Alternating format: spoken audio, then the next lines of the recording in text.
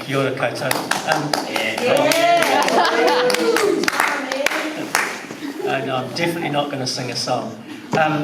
Look, you've sat through some people much wiser than me, so I don't want to get. I'm the last person to speak before the great performance, and I'm also one of my main claims to fame here is that I'm the dad of one of the performers, and I'm sort of proud showbiz dad. Speaking of pride, but I just wanted to stand as the CEO of Imagine Better because we support Disability Pride Week. Imagine Better is an organisation that is about supporting all of New Zealand to do just that, to imagine better. And I'm reminded of that wonderful saying someone said Martin Luther King didn't say, I have a strategy. He said, I have a dream. And a good life and good community starts with that dream and then us all working together to put it in practice. But mainly I want to speak to you as a non-disabled person.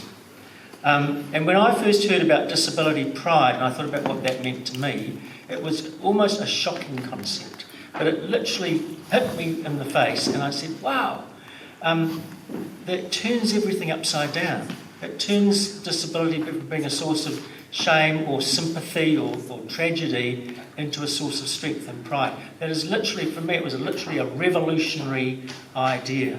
And folks, a revolution is what we need.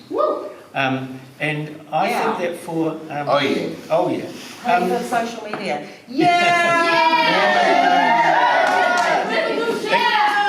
Ingrid's going to dub in a crowd afterwards to get this thing going. But when I think about what that pride means to me, the thing I want to be proud of, that I can't be proud of at the moment, is that I want to be proud of living in a society and a community that is fully inclusive. That a place where everyone has an ability to stand and say who they are and be strong in that, and everyone is included and nobody is left out and left behind. And at the moment, I can't say that. I can't feel proud about that because I don't live in a world like that. And I know, Paul has talked very eloquently about some of the terrible impacts that's on people's lives, but that I sum that up as the violence of exclusion. It's literally a violence that we perpetrate in our society, and it's literally a matter of life and death. So I guess my message and my challenge to non-disabled people is to become active in that revolution, to become literally revolutionaries, and to help build inclusive schools and inclusive workplaces, and I think most importantly inclusive connections, because I think maybe the one indicator you didn't talk about, Paula, which is I think something that's a reality in life is the loneliness and the feeling of being shut aside that accompanies so many people's lives. And so my challenge is we need to become, I know this disability activist Bernadette very well, and she used the word feisty, and I think we need to become feisty on steroids. We need to become stirrers. We need to use the power of communication, and this is a very small gathering, and this gathering needs to get much, much bigger, much, much quicker.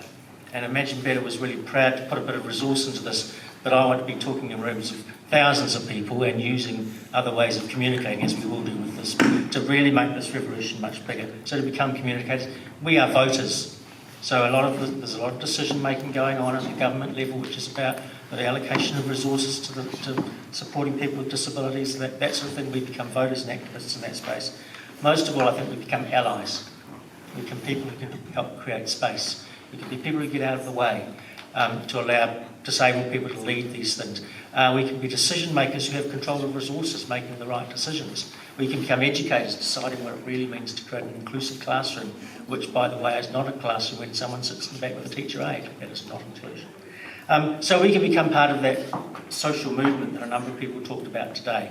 I think that the disability pride movement is the start of what I'm seeing as being the disability sector's hashtag moment. This can become our part of hashtag #MeToo, or our part of the way other social movements are working. We need to seize that moment and seize the way those movements are working to further this revolution around disability pride. So I'm going to take my own advice and get out of the way now. And put some music and I think we're going to move into our MC, our lovely MC, will take us into the next part of the show. So thank you all for coming today, and thank you for being part of Disability Pride. Kia ora. Kia ora, thank you, Tony.